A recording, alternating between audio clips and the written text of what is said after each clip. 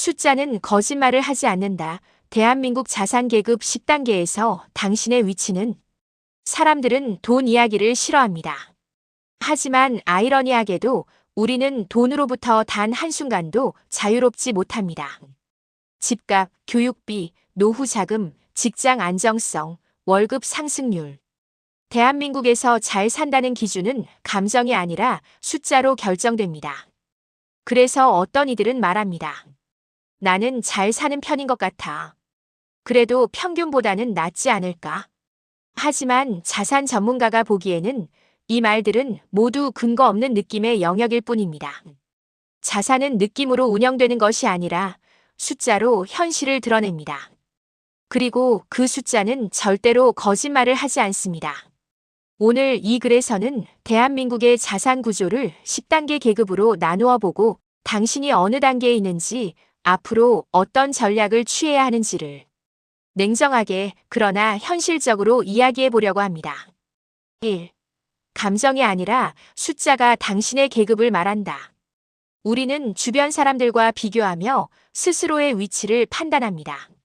하지만 자산은 상대적 느낌이 아니라 절대적 수치의 세계입니다.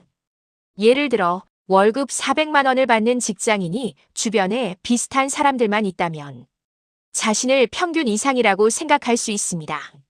하지만 실질 자산을 계산해보면 부동산 보유 여부, 부채 규모, 금융자산 등에 따라 계급이 완전히 달라집니다. 또한 사람들은 지금은 힘들지만 앞으로는 오르겠지라는 희망적 사고를 합니다. 하지만 자산은 기대를 반영하지 않습니다. 오늘의 숫자가 곧 당신의 위치입니다. 2. 대한민국 자산계급 10단계의 당신은 어디에 있는가?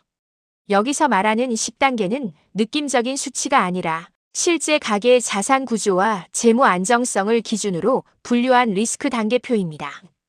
0단계 마이너스 생존층 순자산 5천만 원 이하. 카드 돌려막기, 대출 상환 부담이 소득의 상당 부분을 차지. 생존이 최우선이며 투자 불가능. 재정 구조 재건이 필요. 1단계 부채 취약층 순자산 0천만 원. 빚은 줄었지만 여전히 0원 아래. 비상자금이 없어 작은 충격에도 무너짐. 저축보다 지출 통제가 우선. 2단계 생존 자산층 순자산 3천만 원. 경제적 기반이 약함. 3개월 비상금 수준에 불과하며 투자를 하더라도 수익이 아닌 경험을 쌓는 단계. 노후 준비 개시조차 어렵다. 3단계 기초 자산층 순자산 3천만 1억. 비로소 자산 운영이라는 개념이 가능해지는 시점. 하지만 이 구간이 가장 취약하다. 소득이 끊기면 12년 내 파산 위험. 투자보다 현금 흐름 안정화가 가장 중요하다. 4단계 자산 초기 계단층 순자산 1억 2억. 많은 이들이 이 구간을 중산층이라 착각하지만 실제 자산 기준으로는 아직 취약계층이다. 부동산 전세를 유지해야 하고 위기 시 현금화 가능한 자산이 적음. 5단계 안정 초입층 순자산 2억 4억. 비로소 재정적 숨통이 트이기 시작. 자산의 일부를 중장기 투자에 배분할 수 있고 의사결정 폭이 넓어지는 단계. 그러나 여전히 주거 형태 변화에 취약하다. 6단계 실질 중산층 순자산 4억 7억. 많은 사람들이 꿈꾸는 중산층 기준. 주거 안정성이 확보되고 비상 상황을 버틸 35년 방어력이 생긴다. 하지만 자녀 교육비, 부모 부양, 대출 상환으로 실질 여유가 크지 않을 수 있다. 7단계 중상위 안정층 순자산 7억 10억. 대한민국 상위 20% 부근. 위기 대응 능력이 충분하며 투자 실패가 인생 전체를 흔들지 않는다. 노후 준비가 어느 정도 완성된 구조. 8단계 자산 자유층 순자산 10억 20억. 2단계부터는 시간을 사는 삶이 가능해진다.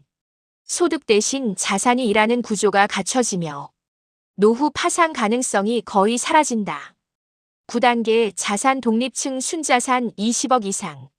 경제적 독립, 선택의 자유, 세대 자산 구축 가능. 더 이상 노후라는 단어가 의미를 잃는 단계. 3. 계급은 소득이 아니라 구조가 만든다. 많은 사람들은 높은 연봉이 곧 높은 자산 계급이라고 믿습니다. 하지만 현실은 다릅니다. 연봉 1억을 받아도 지출 구조가 비효율적이면 순자산 2억 이하에서 헤맨다. 반대로 연봉이 높지 않아도 지출 관리를 잘하면 5억, 7억까지 꾸준히 올라간다. 자산 계급의 진짜 핵심은 소득이 아니라 지출 구조, 부채 구조, 현금 흐름 구조입니다. 특히 대한민국의 자산 계급을 결정하는 가장 큰 요소는 주거비 구조입니다. 전세 vs 월세 현금 흐름 차이가 크게 발생. 대출 규모 레버리지의 질에 따라 계급이 갈림. 주택 보유 여부 중산층과 비중산층의 가장 큰 분기점. 즉, 계급은 버는 돈이 아니라 유지비와 구조가 만든다는 사실입니다. 4. 지금 당신의 위치는 변할 수 있다. 숫자는 고정값이 아니다. 많은 사람들이 숫자를 보면 기가 죽습니다. 내가 3단계밖에 안 돼? 나는 평생 이런 수준인가? 그러나 자산 전문가로서 단언합니다. 숫자는 당신을 평가하는 게 아니라 당신이 바꿔야 할 것을 알려주는 지표다. 지금 계급이 낮다고 해서 당신의 인생이 그곳에 고정되는 것이 아닙니다. 자산 계급은 충분히 이동 가능합니다. 특히 대한민국에서는 지출 통제, 부채 관리, 현금 흐름 개선만으로도 계급이 12단계는 쉽게 상승합니다. 성장을 가로막는 것은 능력이 아니라 자신의 현실을 모르는 상태, 즉 자기인식의 부재입니다. 숫자를 마주하는 순간 변화가 시작됩니다. 5. 계급 상승의 핵심 전략 구조를 바꾸는 것. 이제 자산 계급표에서 자신의 위치를 확인했다면 다음 질문은 하나입니다. 어떻게 올라갈 것인가? 자산 계급 상승은 단순합니다. 지출 절벽 만들기.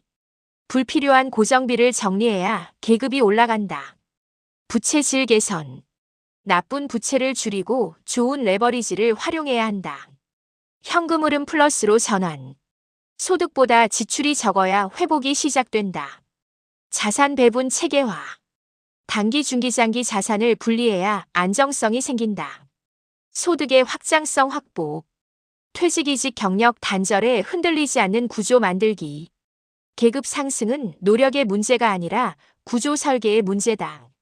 구조를 바꾸면 숫자는 자연스럽게 따라온다. 결론, 숫자는 당신 편이다. 수많은 사람들이 자산 얘기를 두려워합니다. 하지만 자산 계급표는 당신을 겁주기 위한 것이 아니라 당신이 어디에서 출발해야 하는지를 알려주는 지도입니다. 당신의 현재 위치를 아는 사람만이 미래를 설계할 수 있습니다. 숫자는 냉정하지만 정확합니다. 그리고 숫자는 결코 당신을 배신하지 않습니다. 당신이 움직이면 숫자도 움직입니다. 지금 이 순간 당신은 이미 첫걸음을 뗐습니다. 당신의 계급은 정해진 것이 아니라 오늘의 선택으로 달라지는 살아있는 값입니다.